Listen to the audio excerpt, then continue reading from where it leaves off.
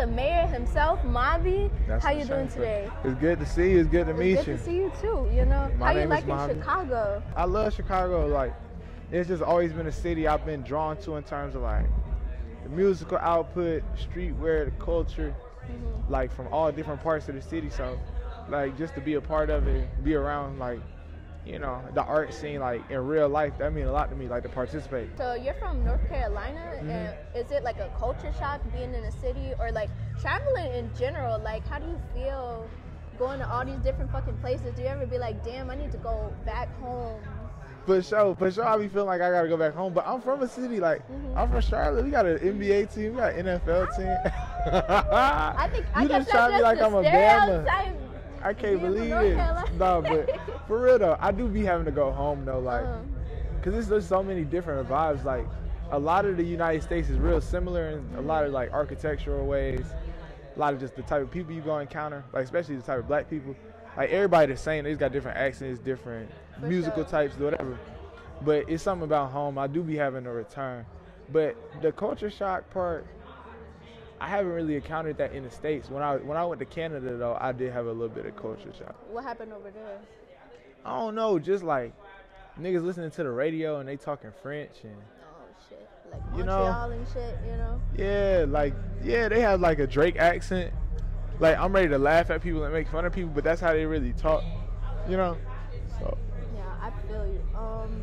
So I think with your career, like, rapidly growing so much, like, what is it, do you ever have those moments where you're like, damn, like, my life is changing so much? Like, what was like the pinpoint of noticing the trajectory of your career, like, going up like that? Like, how was that for you? Honestly, humbly, like, I feel like it's not no large, like, sudden change. It's like a series of really, really small changes. Like, it's like rain, like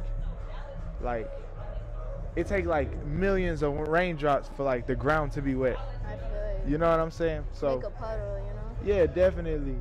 So I think like some of the major raindrops, like the big drops, were like just in high school when I dropped my first song, seeing people respond to me like I was an actual rapper, or like my mom discovering that I was rapping, like from her own volition. I was trying to hide it from my family at first that I was a rapper. I'd be making really personal music, and I'd be embarrassed sometimes about like I rap a lot about my family, so like at first I was really embarrassed about them potentially hearing it, at least until I got to a certain level. But when that grew out of my control, that was another big pivotal moment.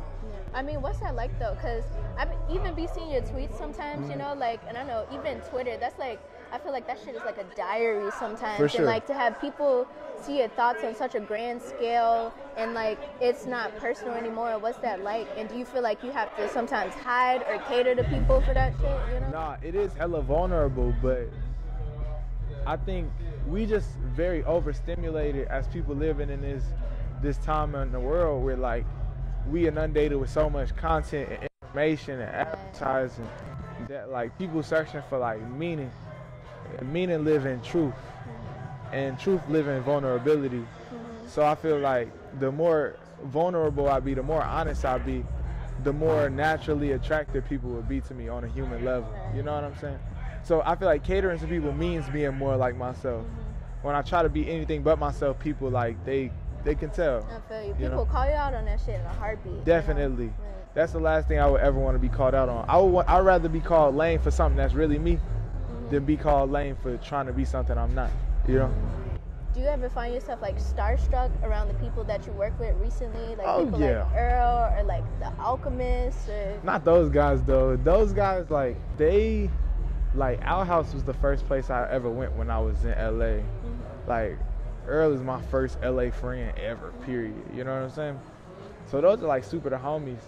I still be starstruck around them, like in the studio, watching them create and stuff like that. I mean, because that's a totally different environment. Because it's like, it's one thing to be friends, like outside of that shit, but to be like, damn, I was listening to your album when you first dropped that shit way back when, you know? So. And to watch you create something, that's always like crazy to me. But I'm frequently starstruck, and not even around people who are necessarily my favorites, but just people like, oh my God, I know you from that song. I'm seeing you in real life. Like, I mean, I get starstruck by strangers sometimes, you know. Definitely. You don't even gotta be famous. Like, just people in general. Like, if you doing your shit, you know. I'm the type of nigga who live in open admiration of people. Like, I tell people, oh, I admire this about you, or I like this about you, or I look up to you in this way. So I definitely take any opportunity for any artist at any level to like appreciate them in a deep way, you know?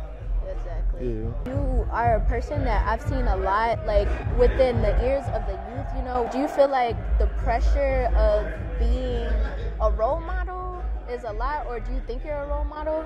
Is that something that you consider yourself? I would prefer the kids that were already gonna be me to like feel safe and encouraged to be me. Just like the kind of kid that I was, the people I looked up to gave me like a solid foundation. There was a safe place for me to exist, like within the art form that I wanted to exist in, within the community I wanted to exist in, and so on and so forth. So I just want to give that to the kids, you know what I'm saying? And I feel like it's an honor to do that. It ain't scary. It's scary as an honor, but it's something positive. It's something I'm happy to have. Do you feel like the people that you looked up to when you were younger, do you ever meet them and like have that moment of like never meet your idols? By the time I got to the point where I could meet people that I would consider an idol, I had grown out of idolizing people. Sometimes idolizing somebody is kind of dehumanizing to them. Yeah, humanize people, because I feel like even sitting here talking to you, like, as crazy as you are, going crazy as fuck, I'm like, you're a person, you know? Like, right, and that deepens my appreciation for people. Like, I realize compared to idolization, true humanization is deeper. Like, idolization is a cheap way to appreciate someone, you know? It's really more concerned with you and your desires than who the person actually is, you know? Because you'll meet somebody who got like maybe 15 Grammys, you know, on TV every day, it'd be a straight dickhead, you know? Definitely. Crazy. Nah, people have been a dickhead to me. Like, it's been rappers that I think is like great rappers who've been like rude or like closed-minded toward me. And it's like, damn, they was a dickhead toward me.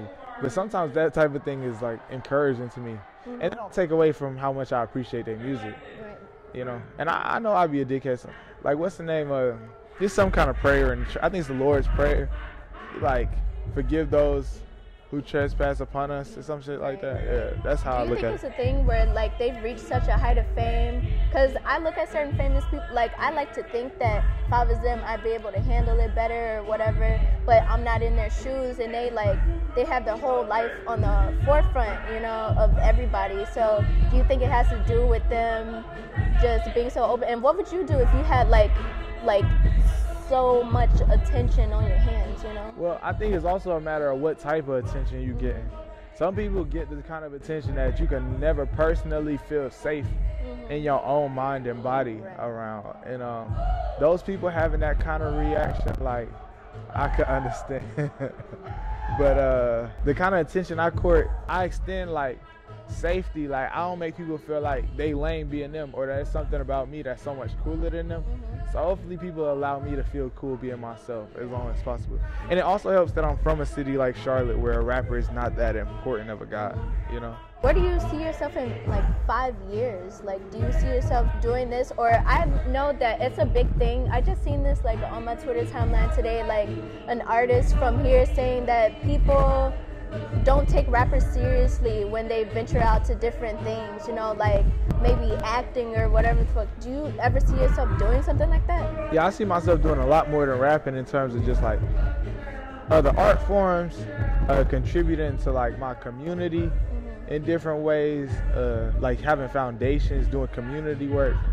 But I definitely do see what you're saying about like rappers feeling like they're not taking so much seriously doing other things. I think it just comes from anti-blackness, you know what I'm saying? Definitely. But I'm not afraid of that. People didn't take me serious as a rapper at first, you know?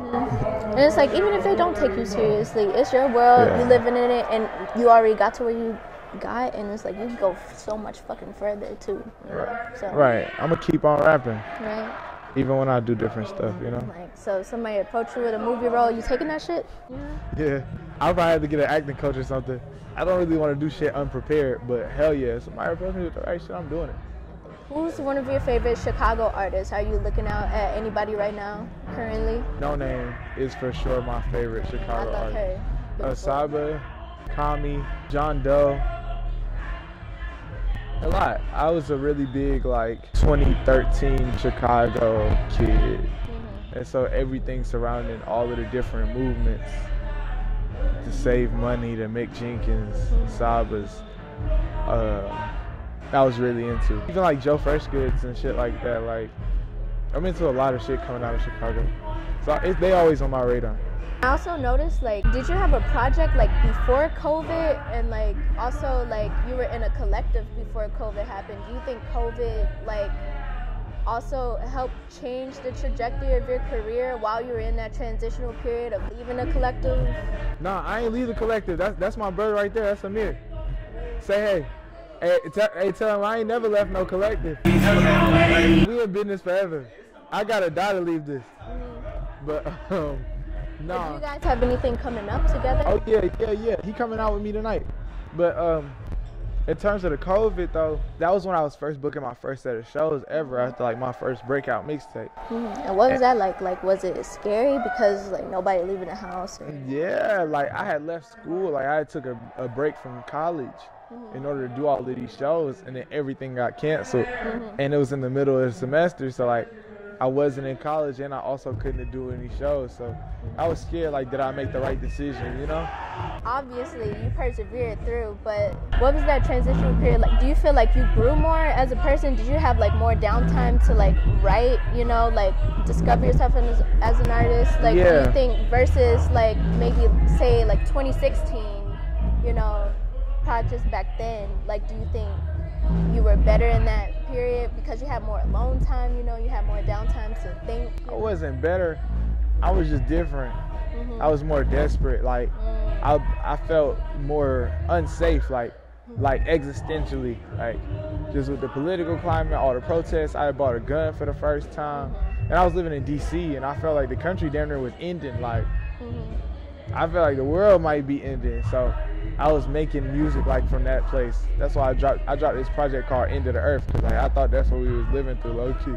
Projects like that, do you still hold that same type of scarcity now with recent projects, that same desperation, the world is ending, because I also feel the world is ending every fucking day, so. Yeah. But I just feel like that shit was ending hella fast. I ain't had nothing to do about it. In these next projects, I'm definitely as hungry as ever. I'm just not so scared. Fear was very useful for the music I was making before, but something else is more useful now. Any closing words? Because we definitely gotta wrap this shit up.